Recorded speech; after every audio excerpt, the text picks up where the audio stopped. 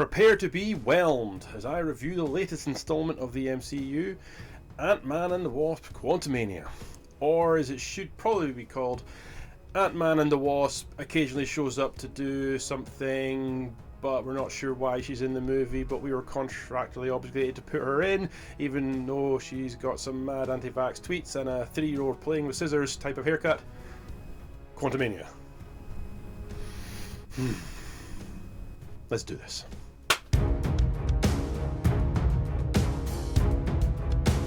Okay, so where do we begin? Ant-Man and the Wasp: Quantumania. It feels of late that Marvel movies are getting a bit too generic, too formulaic. And this is saying something. This is a franchise built on a formula, and it works. Yeah, I'm a fan. I'm a fan of Marvel. I'm a fan of the MCU. I think the formula generally works. Doesn't always work, but in general it works. I'm the audience. I am the person going to the movies. I get to see like one movie every 6 months. Yeah, I've got kids who are young. I don't get to go out. So I get to see one movie every 6 months, and I chose this one. I typically do choose the sort of Marvel movies, the big sort of tentpole movies, as my 1 6 monthly treat. But the last two, Black Panther, Wakanda Forever, which me, and then Ant-Man and the Wasp, again me. Don't get me wrong, the experience of going to see Ant-Man and the Wasp was a fun one. Again, mainly because I don't get to leave the house very often, so going to see anything in the cinema is exciting. And it's not a bad movie. It's just not. It's not that great. There's sort of lots of inconsistencies within the movie. And the one thing that Marvel has built a rod for its own back is it's got this huge legacy story to keep, and continuity to keep, which it has dropped the ball on this one. If you go to see Ant-Man and the Wasp in total isolation from anything else, it will be a good movie. You will enjoy it. If you start to think for even a few moments about the movies from the past, it starts to fall down really quickly. So I'm not going to. There will be spoilers in this review, just so you're warned. But I've made some notes. I'm just going to go through them. This will be sort of rambly. There'll be a bit of rambling going on here, but we'll do our best to keep it coherent. So first off, there's too many characters. There's Ant-Man, Paul Rudd, Ant-Man, Michael Douglas, the Wasp, Evangeline Lilly, the Wasp, Michelle Pfeiffer, Cassie Lang.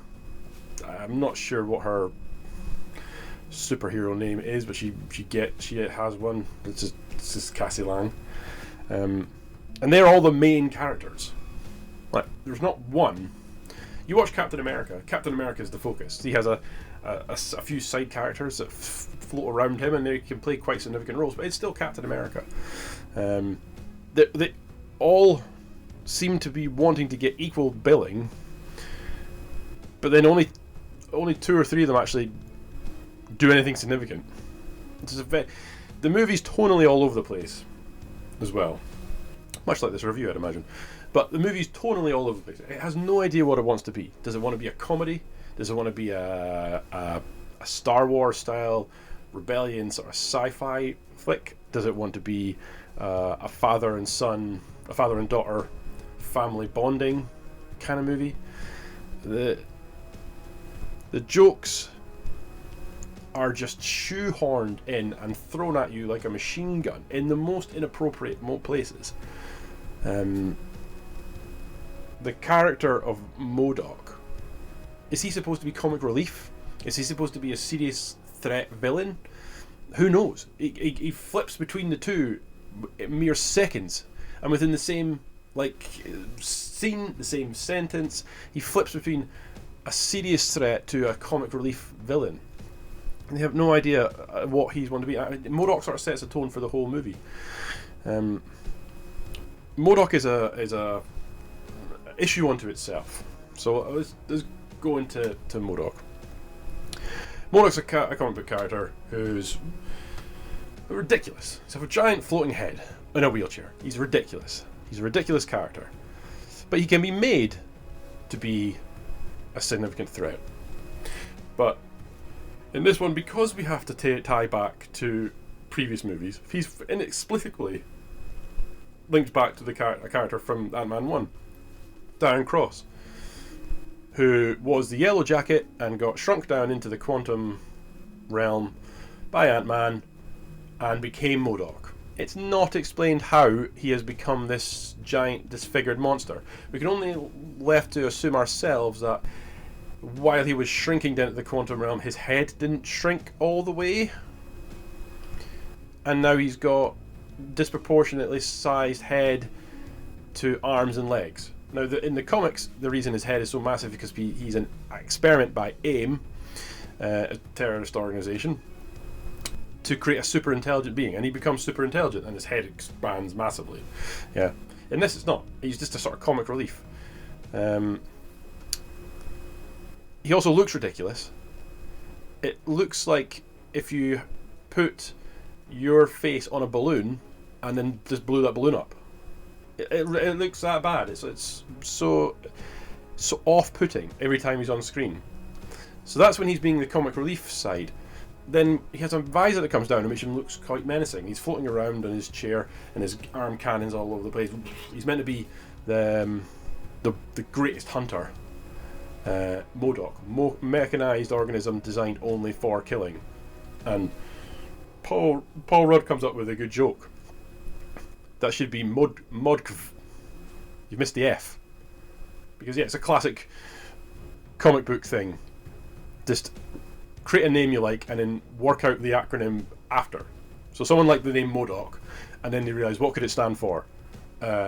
Mechanized organism designed only killing. Oh, just put the F in there. So that bit's funny. Yeah.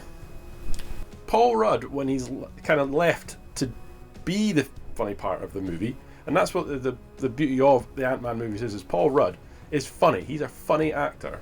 And you let him be the centre of the comedy, it's really good. Paul Rudd has got great comic timing. He delivers the lines brilliantly, yeah. But the whole movie can't be that. Or you can't have all the characters doing that, because then it's just rapid fire jokes everywhere. Jokes are good when you give them a chance to land and when there's other people to play off of. So when Paul Rudd's able to do that, it's really good. But when everyone else is doing it, it's just too much. So again, MODOK, they say they can't decide what MODOK is. Is he a super threat or is he a joke? Now, they make it out that this MODOK character has killed thousands of rebel leaders, thousands of rebels, and everyone is terrified of him. But Cassie, who is just figuring out her powers, is able to beat him. Like that. Cassie, the child, who doesn't even know how to punch properly. Scott's trying to teach her all the time how to punch. You know, you punch and jump, but she can't really figure it out. But she manages to beat MODOK. Like, she beats him one-on-one. So that's just, again, just super inconsistent. Then we've got our main characters, not including Kang. Then there are a whole bunch of other characters who I've already forgotten. I don't even know if they give them names. I don't even know if they bother to give them names. Like these rebels, they don't even give them names, and they're completely forgettable. And I have forgotten about them. And I want to see this last night. By the end of the week, I will have forgotten everything about them. There was one weird jellyfish dude who, when you drank his goo, I mean, let's try and get around the weird sexual connotations about that. When you drink his goo, you're able to understand the language. No explanation as to why that is. And whether or not this is a species in the quantum realm or if it's just him, because the characters get separated at one point, and they drink the both sets of characters in completely separate locations, both drink the ooze, and are both able to understand then the language. What a massive Deus Ex Machina to get past the idea that there's a different language in this quantum realm. So that's just lazy writing. You know, how can we quickly get? Oh, they can't understand him. Oh, that could be an interesting dynamic throughout the whole movie. No, instantly gone. Drink the ooze, and now we can understand the language, and they can understand him. No reason. So, I've made some notes here. I'll just sort of go through them. We get our introduction of Kang. Well, we get our introduction of this version of Kang. There's another version of Kang that was in End of Loki, and Kang is an enemy which has multiple variants. But this is Kang the Conqueror. He's the numero uno. He's the number one. He's the toughest of them all. He is the most dangerous. So dangerous that he was exiled to the quantum realm by people because they couldn't find a way to kill him. They couldn't beat him. So they sent him there. He intimates that he's beaten Avengers, he's beaten Thor, he has beaten everyone. You see images of him destroying entire universes with his bare hands. He's got this technology. He is an absolute demon. Until it comes to the point where he faces off against Ant-Man or faces off against Cassie, at which point he's completely beatable. Like, there's almost no threat. He fights Ant-Man to a standstill when we just a few before seen him destroying planets with his waving his hand at them. But now he waves his hand, and the little beams that come out don't really seem to do anything. It's also that his powers are never really explained. Now it's all sort of technology. He's from the 31st century, so he's got as Janet puts it, technology that we couldn't even dream of. He's got access to technology that we couldn't even dream of. So that's just basically an easy device of saying, well, he can do whatever we want him to do. He can do whatever the plot demands that he be able to do. So he just waves his hand, and something happens, right? And it's basically technology that's so advanced that it may as well be magic to us. Right, okay. But it can give us some sort of explanation as to what it is. Maybe it's powered like a technology derived from the Infinity Jewels or Infinity Stones or something. You know, just give some indication of what this is for. Not just don't worry about it. Yeah. So, and I know it's going back to his powers. I know it's Disney, right? And you can't show it's Marvel, but it's Disney. You can't show people dying. But this whole notion of that he fires a beam at them and they just poof into thin air. That's what happens. He's fighting the rebels, fires a beam at them, just poof into thin air. Poof, poof. Are they presumably dead? Why can't they just die? Like, just have them die. Make it's a 12A, right? I'm not sure exactly what they're allowed to show in a 12A, but they don't have to just poof out of existence. Poof, poof, poof. And instead of dying, it's like, okay, this makes it funny. It is a little poof out of existence ray that happens. Like, yeah. Janet has lived. So another plot point. Janet has lived in the quantum realm for 30 years, and she comes back in Ant-Man 2, and does not say a thing. Does not say a thing to anyone that there is this entire existence, this entire civilization down there, led by, in her words, the most dangerous man in existence. The most dangerous man to anywhere, at any time, lives in this quantum realm. And she doesn't say a word. Not even when Scott goes back into the quantum realm to find particles to save Ghost at the end of Ant-Man 2. Scott Lang jumps into the quantum realm in the back of the van. That's where he's then stuck until Avengers Endgame. But Janet doesn't say a word. She doesn't say anything. And then even at the start of this movie, they do this stupid writing trope, which I hate, where the character withholds key information for the pure drama reveal. I mean, even when they're sucked into the quantum realm, She doesn't say anything. She didn't say anything about Kang until until they basically met him. He's like, tell these people, like, you're handcuffing them. They're your family and friends, and you're handcuffing them with your lack of information. Tell them what's happened. Maybe she doesn't have to tell them all the things. She doesn't have to tell them that she slept with Bill Murray. You know, like if I'd slept with Bill Murray, I'd be telling everyone.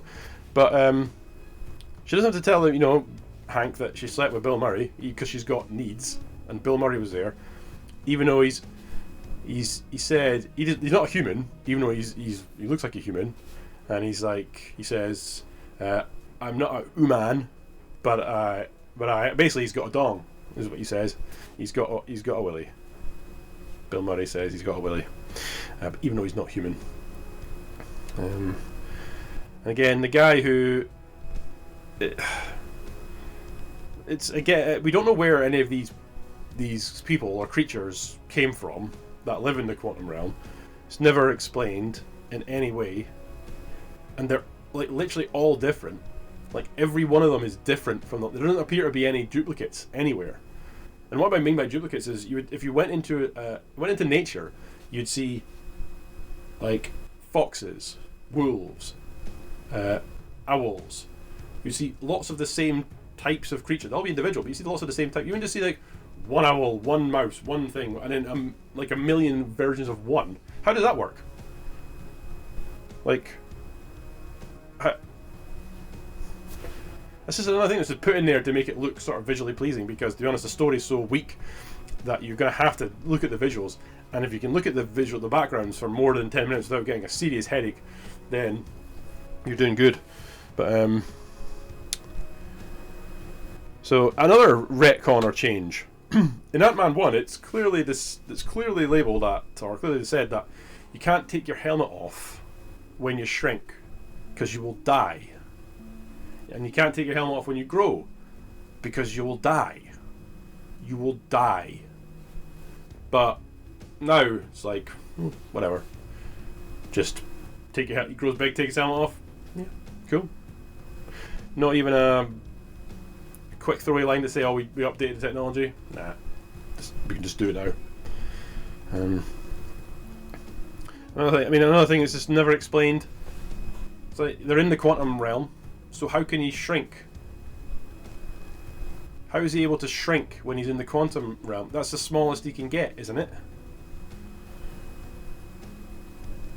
They get sucked into the quantum realm, and presumably at that point, when they're sucked in, they're shrunk down to minuscule size. But they're shrunk down. But so they're shrunk down to the small, but then the ants, there's a super intelligent ant farm in the basement where they get sucked in. That gets sucked down as well, but they don't get shrunk down. They're human sized, the same size as Scott. So what is it? They're like, the ants are human sized, but the humans are ant sized. Or are the ants normal size, like for ants, and the humans have just shrunk down to their size? It's never explained. But Ant-Man can shrink and grow, even though the way he got out of the quantum realm in the first one was to grow. So where's the cutoff? Like, he grows, but does he have a button that says don't grow so much that you get out of the quantum realm, and also don't? How can you shrink when you're in the quantum realm, which is a little sort of realm below, smaller than existence? Like, just give us some sort of throwaway lines that to sort of kind of explain what's going on. But no, they're just like, nah, bugger it. I'm not telling you. Just accept it. Move on. And I say, if this was a movie in isolation, I would accept it. I'd be fine with that. But it's not. It's a movie that has all this pre-established lore that you have to respect. What else have we got now? Some of the good things. I'll go back to say Paul Rudd again when Lefty Funny is super funny. That was one of the very good things about the movie. Another really good thing about the movie, Jonathan Majors as Kang the Conqueror is fantastic. He nails the gravitas and seriousness of the role perfectly. Every time he was on screen, I was captivated. when he and Paul Rudd were having communications, like talking back and forth to each other, I was captivated. I was engaged. I was watching. That was like, this is good stuff. I could watch that, and then something annoying, Cassie would turn up and they would just break the immersion completely. But Jonathan Majors, I mean, go and see the movie for Jonathan Majors alone, but with Paul Rudd with him, even better. Speaking of Cassie, I don't know why I don't know if the idea is that we're supposed to like this character. But God damn it, she's annoying. She is annoying as hell. Like, oh, I get it. I'm a rebel teenager and I fight for homelessness. You don't do anything, Dad. You don't do anything, Dad, anymore. And man literally saved the goddamn universe. He saved the goddamn universe. Arguably, he is the one that saved the universe, because he is the one that came with the idea to use the quantum realm for time travel to fix everything. He saved the goddamn universe. But what have you done lately, Dad? It's like such a teenager thing to say, but what have you done for me lately? Oh, God, you don't get it. You're so old. I know everything that's going on because I'm a teenager. Like, oh, she's so... I don't know if we're supposed to hate her. If we're supposed to hate her, then the writers did a great job. If we're supposed to like her, which it seems to be like you're supposed to like her and like sort of be on her corner, be like, come on, Scott. I know you saved the universe last week, and you've been writing a book, but what have you done for me lately? God damn it. So many plot MacGuffins in this movie. So many plot MacGuffins. Like, by plot MacGuffin, I just mean something that is written with no explanation to just progress the story. At one point, our heroes are captured, and Cassie's trying to break them out, and she can't figure out the controls. It's the alien controls on the door lock, and eventually she just punches one of the robots. They're maybe robots. They're the literally faceless army of Kang. Yeah, they have no face, but she uses the robot's helmet face, to open the lock with a sort of face scanner. But it has no face, so it's literally just a blue blob. But then the next scene, you see another one being opened with a code. So it was done for a joke. It was done literally for just to shoehorn in another joke. That she punched out this robot, it fell on the scanner because she couldn't figure it out, and it opened. It was just there for a joke. Like,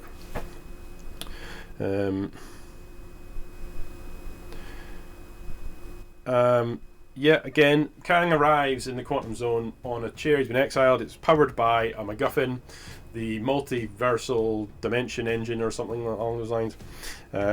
It's been sabotaged. Kang, who built the engine, can't fix it. He built the engine originally, but he can't fix it. Janet manages to fix it because, as the movie makes perfectly clear, women can do anything and they're amazing at everything. They are the best, and if you don't agree with them that they're the best, you are wrong and stupid. Women can do anything. Don't you dare disagree with me. No. Women can do everything. They are geniuses. They are the best fighters. They are the best leaders. They are the funniest.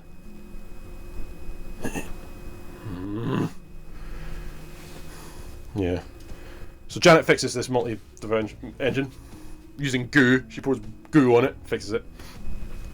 The next plot MacGuffin is his chair. Kang's chair is linked to his brain, so she touches the chair and instantly sees his entire plot of villainy.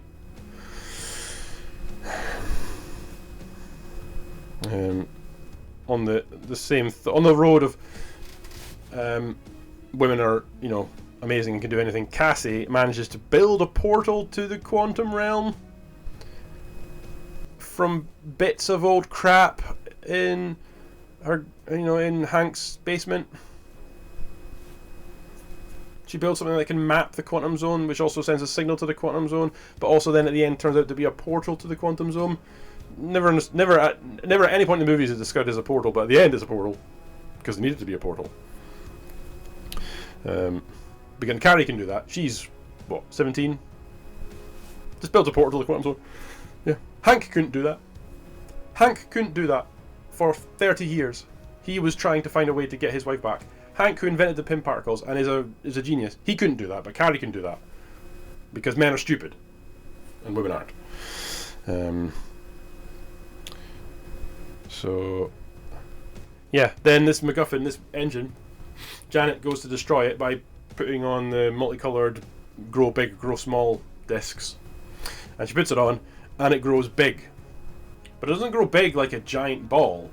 It grows big like it's all broken and mashed up and messed up, which doesn't follow any of the logic of the Pym particles to date.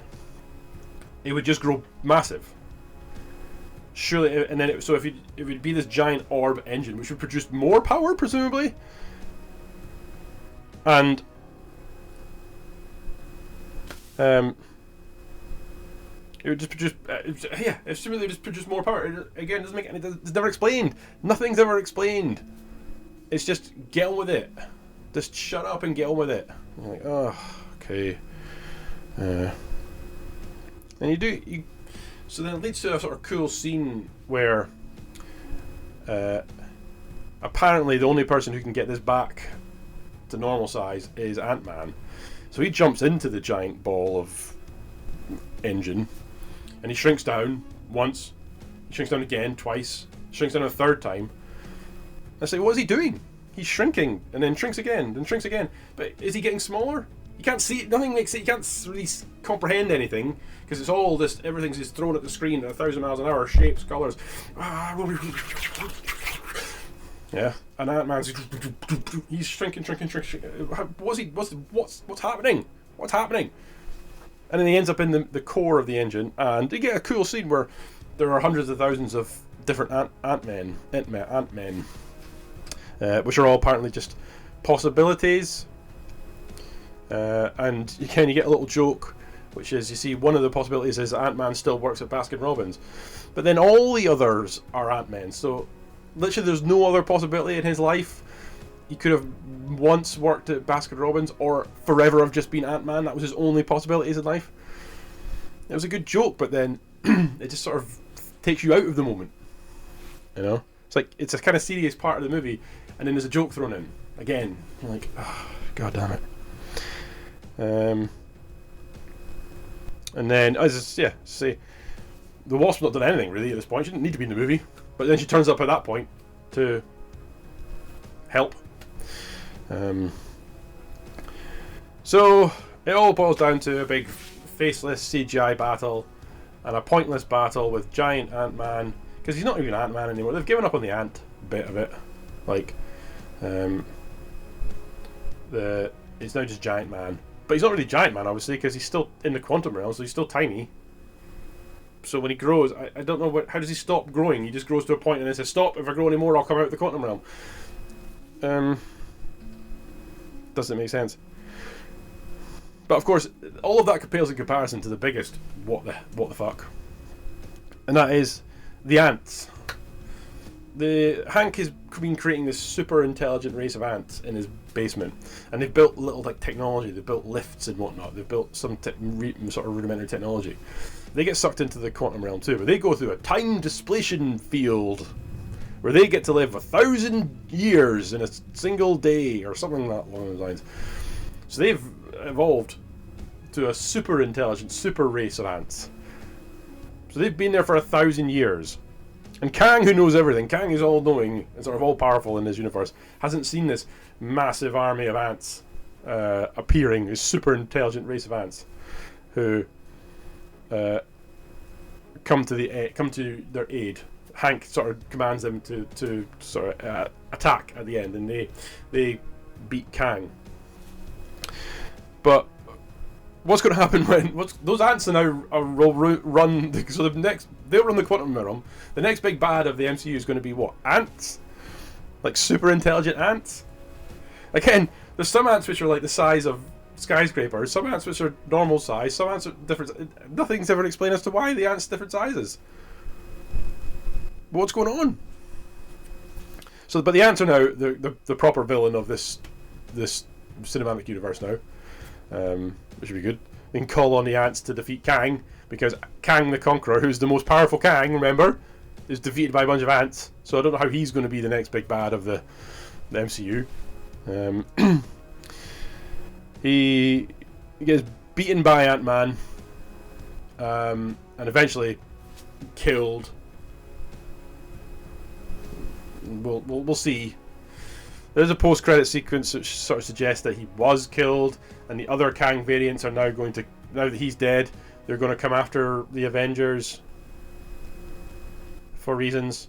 And there's some mental Kang variants. There's like a King Tut Kang variant, a weird raspy voice Kang variant, no reason why, and then 1,000 other Kang bros who are just Kangs and all like super hyped up. Yeah, I called them all. So, having said all of that, all of those points are true, I still enjoyed the movie as a movie, as a way of turning off my brain and escaping from reality. It was an interesting 2 hours. Visually, it was good. They say the times that Jonathan Majors and Paul Rudd are on the screen are good. It's just everything else is just not that good. So it's an average movie, but a bad MCU movie. So I've seen people saying it's the worst thing ever made, and other people saying it's the best thing ever made. It is neither of those things. It's neither of those things. It is by far not the greatest MCU movie, and I will forget it. And it's a sad state of affairs that this is actually the start to Phase 5. It's a bit of a wet fart for the start of Phase 5, the sort of Kang Dynasty phase. That's a bit meh. I won't remember this movie in 3 months. I'm going to have to take a refresher course on it for the next movie that comes out before I go and watch that, because I will definitely have forgotten most of the things about this movie. It's very forgettable. Very, very forgettable. As I say, I've already forgotten the side characters. But if you're like me and you only get to see one movie every 6 months, don't make it this one. Wait for this to come on streaming and you can watch it at home.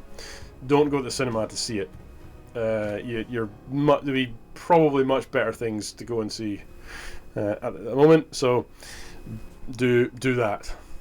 But do watch it if you're a Marvel cinematic purist like me. Go and do watch it when it comes out, on Disney Plus, and you will have an enjoyable 2 hours as long as you don't put too much thought into it. The writers clearly didn't, so you don't have to either. But let me know your thoughts on it, and as before, like, comment, and subscribe below, and we'll see. Maybe the next MCU film can bring it up, bring it back, but we'll have to wait and see. The last two have been pretty dud, so hopefully this is not a downward trend and just a blip. But until then, adios.